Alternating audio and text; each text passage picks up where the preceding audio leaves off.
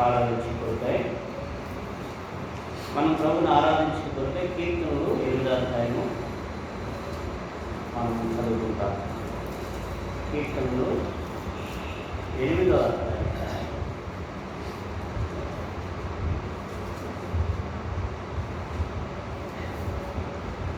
మొత్తము మార్చి చదువుకుంటాం.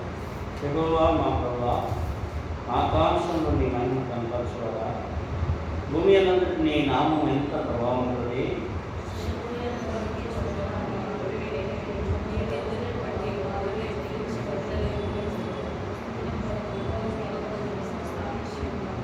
నీ చేతి పని అయిన నీ ఆకాశములను నీవు కలుగజేసిన చంద్ర నక్షత్రములను నేను చూడగా,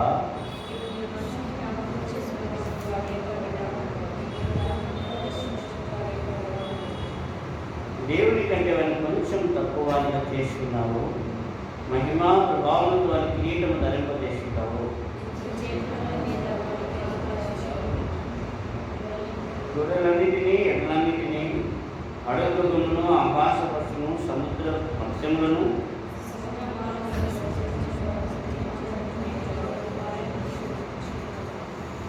యెహోవా మా ప్రభువా, భూమి యందు నీ నామం ఎంత ప్రభావం ఉంది. 5వ వచనం మనం కలిసి చదువుకుంటాము. దేవుని కంటే వాళ్ళు కొంచెం తక్కువగా చేసి ఉన్నాము. మహిమ ప్రభావంతో వారి కిరీటము ధరింపజేసుకున్నాము. చిన్న ప్రార్థన చేసుకుంటాం ప్రభు సహాయం కోసం. ప్రేమగల తండ్రి, పరలోకపు దేవాన్ని పొందున్నాను. ఈ విధంగా మా ప్రయోజనంలో ఈ భయంకరమైన దినాలు నిన్ను ఆరాధించడానికి మాకు చిన్న వేరు పడుతున్నాను. మాటలు మని పొందారు, మాతో మాట్లాడారు. చదువు లేఖనాలు మాకు అయితే ఆశ్రయించేవారు. ఆరాధించినట్టు ఆశ్రయించబడను ప్రభావం ఇష్టం కూడా యోగ్యత లేని కార్యం పోషించుకుని కడిగి పవిత్రపరచు. నీ ప్రజలకు నాకు కావాల్సిన మాటలు అందించు. నీ పరలోకపు సింహాసనం నుండి దయచేయండి ప్రభా. నీ ఆత్మ సంచారం నుంచి, నీ స్వాధీనం ఉంచుకొని ప్రజలను ధరించండి, గొంతులు తాకండి ప్రభా. నా ప్రతి బలహీనతను నీ రక్తం చేత కడిగి పవిత్రపరచండి. నీ పరిశుద్ధాత్మ సంచారం ఉంచమని మాట్లాడే యేసు ప్రభువు నామమున ప్రార్థించి స్తుతి వేడుకుంటున్నాం తండ్రి. ఆమేన్.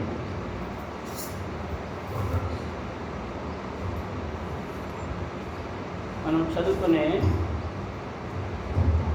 చదువుకునే వాక్య భాగంలో దేవుడు మానవుని తనకంటే కొంచెం తక్కువగా చేసింది.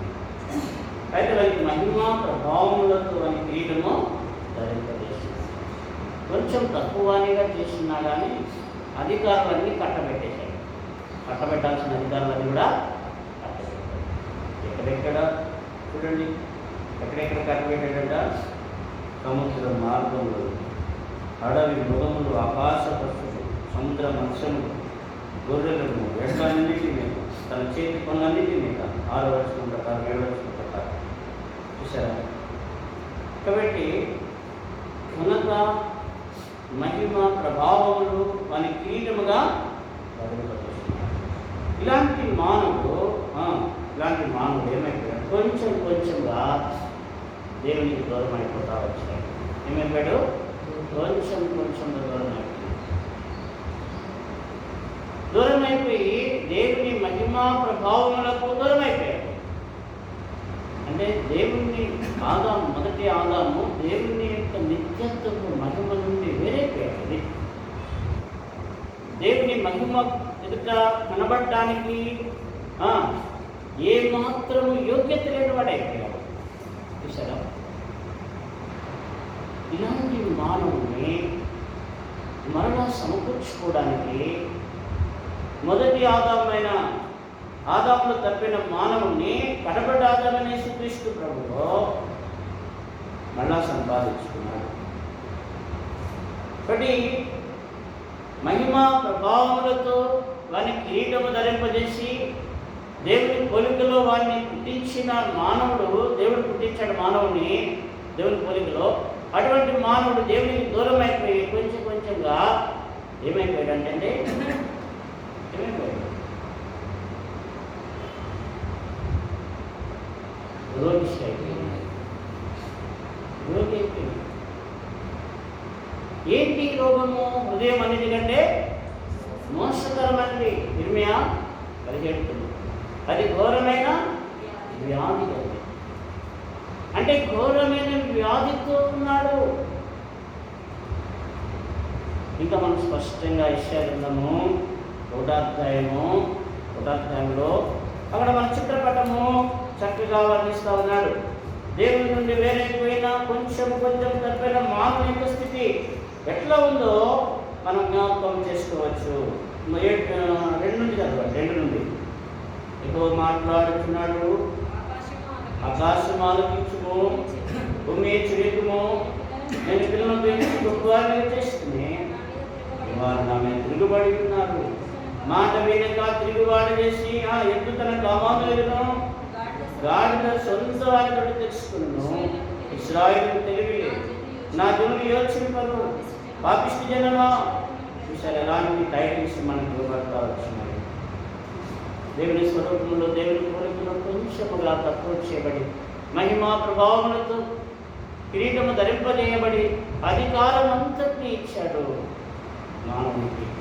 అలాంటి మానవుడు పాపిష్టి వాడుగా, దోషభరితమైన ప్రజలుగా, దుష్ట సంతానంగా, చెరుపు చేయు ఇల్లుగా, దేవుని విసర్జించిన వాడుగా, దేవుని దూషించేవాడుగా, దేవుని విడిచి తొలగిపోయిన వాడుగా, 5వ వచనం నిత్యము తిరుగుబాటు చేయొచ్చు పట్టబడుతున్న వాడిగా చూసారు. బలహీనమైన గుండె కలిగిన వాడుగా, వ్యాధి కలిగిన వాడిగా, 6వ వచనం అరికాలు మందుకుని తల వరకు స్వస్థత కొంచెమైనా లేదు. ఒక మాట చెప్పాలంటే దేవుని పోలికల్లో కొంచెము లేవు. దేవుని పోలికల వాడిలో కొంచెమే తక్కువగా చేశాడు దేవుడు. ఎక్కువ తక్కువగా చేయలేదు, కొంచెమే చూశారు. అందుకే మానవుడు అన్నీ చేయగలుగుతున్నాడు. దేవుడి జ్ఞానాన్ని తాకలేకపోతున్నాడు. మనము గమనించగలము. కరోనా వైరస్ 1 సంవత్సరం 2 నెలలు అవుతుందా స్టార్ట్ అయ్యి? 2-3 నెలలు స్టార్ట్ అయ్యింది కదా. 1 సంవత్సరం 3 నెలలు అయినా కానీ మానవుని జ్ఞానం కది అంతు చిక్కటం లేదు. చూసారా? ఇలాంటి కొంచెం తక్కువగా చేసినటువంటి మానవుడు పూర్తిగా స్వస్థత కొంచెం లేనివాడు అయిపోయినాడు. చూసారా? కొట్టబడ్డాడు, వ్యాధి కలిగిన వాడైపోయినాడు. ఉన్నాడు, కొంచెమైన స్వస్థత లేదు. కొంచెం తక్కువగా చేశాడు అంతేగాని ఎక్కువగా కాదు. తక్కువ చేయలేదండి. నీకేం తక్కువ చేశాను రా అంటా ఉంటారు. నీకేం తక్కువ చేశాను చెప్పు. ఇప్పుడు 1000 రూపాయలు అడిగితే నీకు ఇవ్వలేదు అంతే తప్ప మిగతా టైం ఇవ్వలేదు నీకు అంటావా? నీకేం తక్కువ చేశాను చూసారా? కాబట్టి అయితే కొంచెమైన స్వస్థత లేదండి. అంతగా పతనం అయిపోయినాడు, అంతగా నాశనం అయిపోయినాడు, అంతగా దేవుని దృష్టికి చెడిపోయిన వాడు. ఇంకెలా ఉన్నాయంట మానవుని యొక్క దినములు గమనించినట్లయితే యోగ గ్రంథం 10వ అధ్యాయము 20 వచనం. మన దినములు కూడా కొంచెం అయిపోయినాయంట. మనం ఆది కాండంలో చూస్తే 900-800 ఏళ్ళు బ్రతికిన వాళ్ళు ఉన్నారు కదండి. మానవుని పాపం ఎంతగా తక్కువగా చేసిందో చూడండి. యోగ 10:20 చదవండి ఎవరైనా. నా దినములు కొంచెమే కదా. మన దినములు కొంచెమే. మన దినములు కుమ్మేదేంటి? 4 దినములు అంటారు కదా, పాట ఉంది కదా. ఏమని?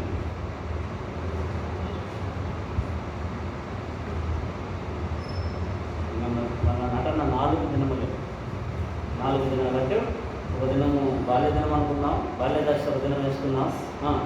యవ్వన దశ 2వ దినం అనుకుందాం, 3వ దశ మధ్య వయస్సు ఎన్నో దినం, 3వ దినము, చివరి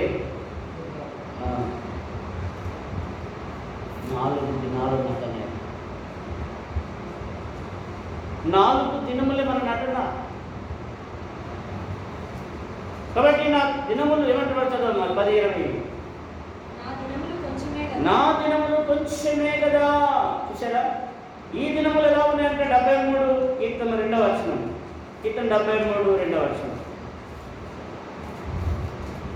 మానవుని యొక్క స్థితి ఎలా ఉందో ఒకసారి మనం చూస్తా ఉన్నాం. కొంచెమే తప్పెను. చూసారా? కొంచెము తప్పిన లేకపోతే పడిపోయి అగాధంలో పడిపోయేవాళ్ళం. అర్థమవుతుందండి? కాబట్టి ఆ దినముల్లో జారిపోయే స్థలాల్లో తిరుగుతూ ఉన్నాం. ఒక మాట చెప్పాలంటే పడిపోయే స్థలాల్లో తిరుగుతూ ఉన్నాం. చూసారా? ఇలా జీవించేస్తున్నాం. మన సంవత్సరాలు కూడా ఎలా ఉన్నాయి అంటాడు 47 ఆదికాండం 47:9 యాకోబు అంటాడు 10లో ఆదికాండం 47:9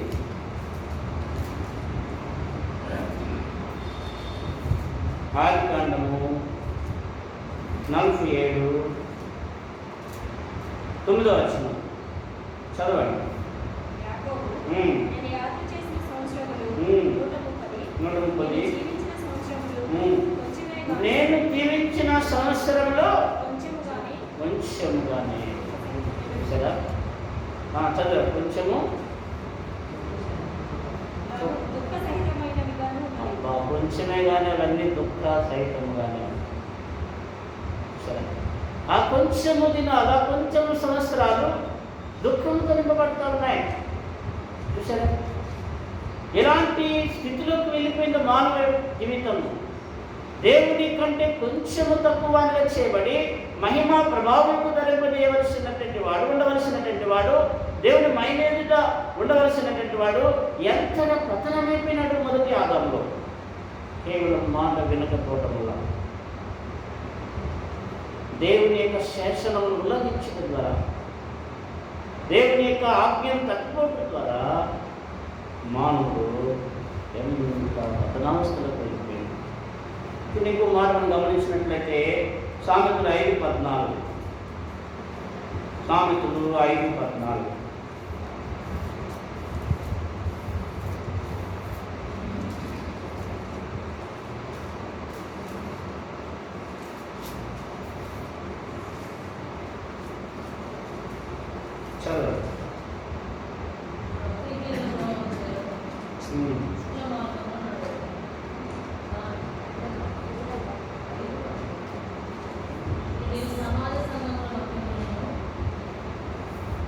చదవండి.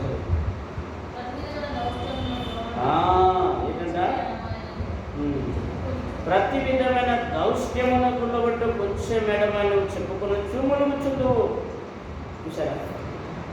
మనము ఎలాంటిగా ఆయన ఉపదేశమును తృణీకరించి 12 చదవండి. 12 అయ్యో ఉపదేశం ఎట్లు తృణీకరించను, బోధకుల మాట నేను ఉండకపోతుంది, సంఘముల మధ్య నిన్ను ప్రతి విధమైన దౌష్ట్యమునకు లోబడుతూ కొంచెం మేడమైన చెప్పుతూ మూలుగుచుంటామంట. మన జీవితంలో మూలుగులు దౌష్ట్యముల నుండి కొంచెమే ఎడముగా ఉన్నాము అంటే ఫుల్లుగా ఉన్నట్టే అన్నాము. కొంచెం ఎడంగా ఉన్నాము, ఫుల్లుగా ఉన్నాము, కొంచెం అప్పుడప్పుడు ఎడమవుతున్నాము అంతే తప్ప ఫుల్లుగా దౌష్ట్యములో చిక్కుకుపోయినాము, కురిగిపోయినాము. చూసారా? ఇలాంటి స్థితిలో ఉండి మనకు ఎక్కువ ఆశీర్వాదము కావాలని ఆశపడుతున్నామంట. ఇలాంటి స్థితిలో ఉండి ఎక్కువ ఆశీర్వాదం రావాలని ఆశపడుతున్నామంట. చూడండి, దానికి కుమారు చదువుతాం. హగ్గయి 1:9 హగ్గయి 1:9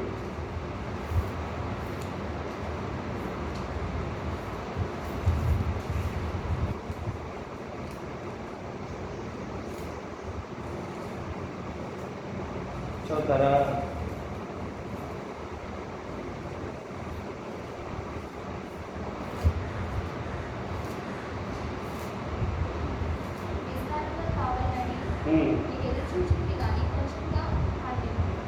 చూసారు? విస్తారముగా కావాలని ఎదురు చూస్తున్నామంట కానీ కొంచెమే పడుతుందంట మనకి. చూసారా? ఇంకో దగ్గర రాయబడింది ఆదికాండంలో ఏమనంటే విస్తారంగా విత్తనాలు తీసుకెళ్తున్నామంట, కొంచెమే పంట తీసుకొస్తున్నామంట. చూసారా? నిద్ర చేస్తున్నామంట. విస్తారముగా విత్తనాలు వేస్తూ ఉన్నాం కానీ పంట ఎంత వస్తుందంట? కొంచెమే వస్తుంది. ఇలాంటి మానవుని అలా యేసుక్రీస్తు ప్రభువులో సమర్పించుకోవడానికి దేవుడు ఇష్టపడ్డాడు. ఇలాంటి వాడిని ప్రేమించడానికి ఇష్టపడ్డాడు. ఇలాంటి వాని కొరకే తన రక్తమును చిందించినాడు. చూడడానికి ఒక సాదృశ్యం మనం చూడగలము. నిర్గమాకాండం 12వ అధ్యాయం 7వ వచనం.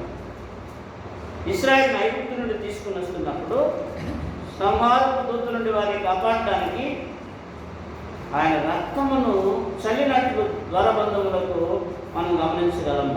నిర్గమ 12:7.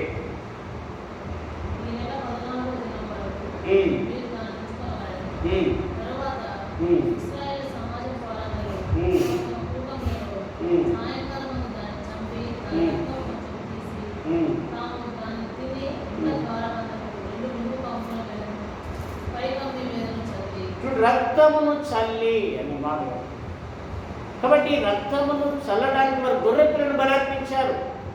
ఏమర్పించారండి? గొర్రె పిల్లను బలర్పించారు. వారు ఐగుప్తు నుండి బయటికి రావడానికి, వారి మీద ఉన్నటువంటి సంహారపు దూత వారిని సంహరించకుండా కాపాడబడటానికి, దేవుని ఆశీర్వాదముల కొరకైన ఒక మార్గం ఏర్పాటు చేయడానికి గొర్రె పిల్ల యొక్క రక్తము నిలువకముల మీద, మరి అభిగముల మీద చల్లబట్ట మనం చూస్తూ ఉన్నాం. ప్రభు మన కొరకు ఏం చేశాడు అని మనం గమనించినట్లయితే, మనలను పరిశుద్ధపరచడానికి, మనలను మరణములు తప్పించడానికి తానే తన ప్రాణాన్ని దారిపోసాడు, తన రక్తాన్ని దారిపోసాడు. మనకు రావాల్సిన శిక్ష ఆయన పొందాడు. నెహెమ్యాలో ఒక మాట జ్ఞాపకం చేయబడతాడు. చూడండి, 9వ అధ్యాయము.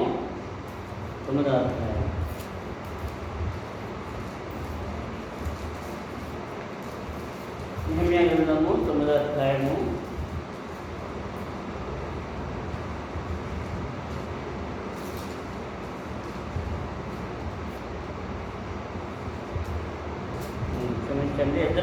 9వ అధ్యాయము పక్కనే ఉంటుంది.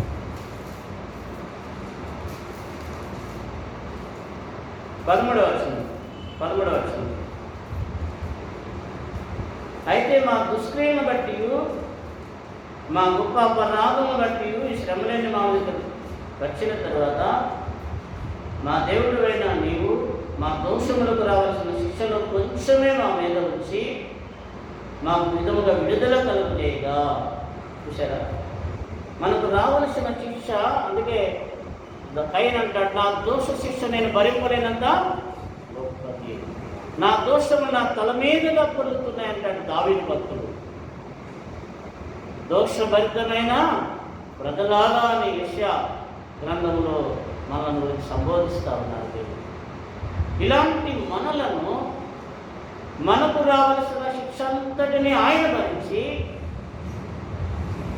మన మీద కొంచెమే శిక్ష ఉంచి మనం విడుదల చేశాడని లేఖనమా రాయబడతా ఉంది. సరే, కాబట్టి ఈనాడు మన దోషముల కొరకు, మన పాపముల కొరకు నలుగుట్టకు యెహోవాకు ఏమైందంట? ఇష్టమైంది. నిన్ను సేవ్ చేయడానికి ఆయన తన కుమారునే నలుగుట్టాడు. ఎంత ప్రేమ చూడండి. ఏంటి పుణ్యం అంటే, మానవుని దేవుని కంటే కొంచెము తక్కువగా చేసినందుకు ఆయన అంత ప్రేమ చూపించాడు. ఆ రూపము కోల్పోయిన మానవుని, పతనమైపోయిన మానవుని, ధ్వంసమైపోయిన మానవుని, నాశనమైపోయిన మానవుని, పాతాళమునకు దిగిపోతున్న మానవుని, దౌష్ట్యము చేత నిలబడిన మానవుని, స్వస్థత కొంచెమే లేని మానవుని వెదకి రక్షించడానికి మనుష్య కుమారుడుగా భూమి మీదకు అవతరించిన దైవ ప్రేమ యేసుక్రీస్తు ప్రభువారు మనకు రావలసిన శిక్షనంతటిని ఆయన భరించి పిల్లగా తన రక్తమును మన మీద చల్లి మనం పరిశుద్ధపరచాడు, కడిగాడు, పవిత్రపరచాడు. అందుకొరకే ప్రకటన 1:6 మనం జ్ఞాపకం చేస్తాము. ప్రకటన 1:6 చదవండి. మనం ప్రేమించుతూ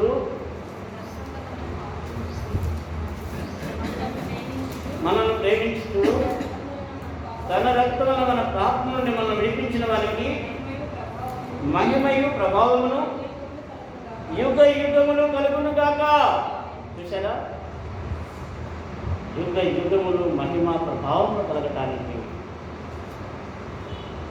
స్వస్థత కొంచెమైనను లేని మానవుడు దేవుడు ఏం చేశాడు? ఇప్పుడు తన జీవించు దినములు కొంచెమే, తన జీవించు సంవత్సరంలో కొంచెమే. చూసారా, భయంకరంగా చనిపోయినటువంటి మానవుడు మనకు రావాల్సిన శిక్షను ఆయన భరించి, ఇదిగో లోక పాపములు మోసుకొని పోవు దేవుని గొర్రె పిల్లగా నన్ను పుట్టబడి శాపగ్రహి పాపముగా చేయబడి తన రక్తమంతటిని ధారపోసి తన రక్తము చేత మన పాపమును కడిగి ఉగ్రత నుండి తప్పించి రక్షణ ఇచ్చి పిల్లగా ఏం చేశాడో చూడండి. సంఖ్యాకాండం 27, సంఖ్యాకాండం 27, 28. సంఖ్యాకాండము 27వ అధ్యాయము 28వ వచనం. 27, 28 చదువుతానండి. 22 లేదు కదా, 19, 20.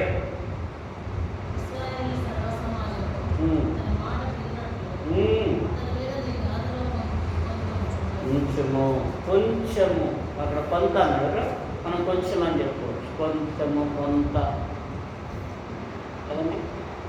కాబట్టి మనం అర్థం చేసుకోవచ్చు కొంత. యెహోషువ వాళ్ళకి ఈ మాట రాయబడ్డాయి. మోషే తర్వాత దేవుని యొక్క గొప్ప సంఘాన్ని, అరణ్యంలో నా సంఘాన్ని నడిపించడానికి దేవుడు యెహోషువ దేవుని ఆత్మ పొందినవాడని జ్ఞాపకం చేస్తూ సర్వ సమాజం అంతటి యొక్క అతని మాట వినట్లు వారి ఇశ్రాయేలు సర్వ సమాజము అతని మీద నీ ఘనతలో కొంత ఉంచుము. అందుకే మనం బాప్తిస్తం ఇచ్చినప్పుడు హస్తనిక్షేపణ చేస్తారు. ఎందుకు చేస్తారు తెలుసా అండి?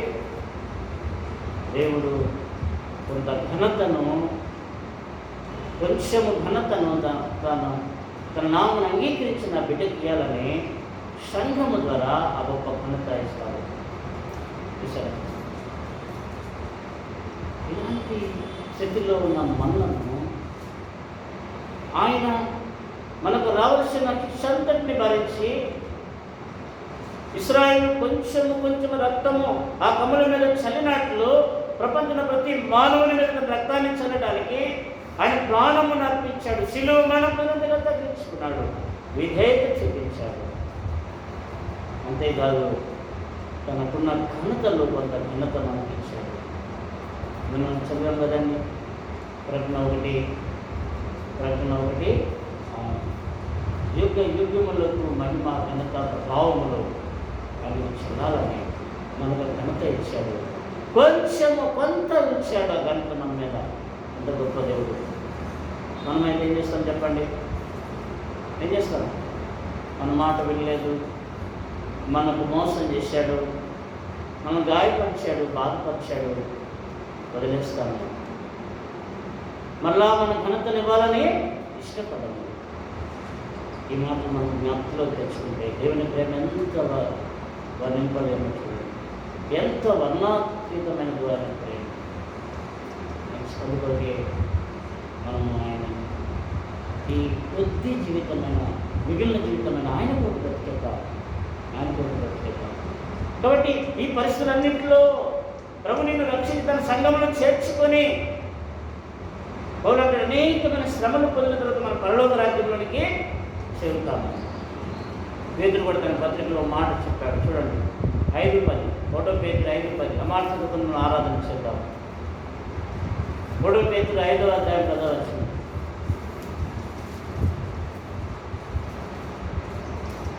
చదవండి. చూసారా, తన నిత్య మహిమకు క్రీస్తునందు మీరు పిలిచిన సర్వకృపానిధి.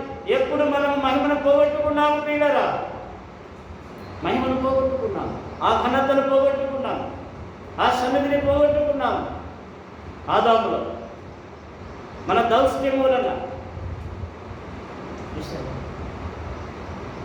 పాపం వలన తోటికొని మనం చదువు కొంచెము కాలము శ్రమపడి, ఎంతకాలం అంట? కొంచెము కాలం. గుర్తుపెట్టుకోండి, మనం పడుతున్న శ్రమలు కొంచెము కాలమే. ఇంకంటాడు ప్రకటన 10 దినములు శ్రమ అంటాడు. కాబట్టి ఇంకా ఈ చులకని శ్రమ అంటాడు.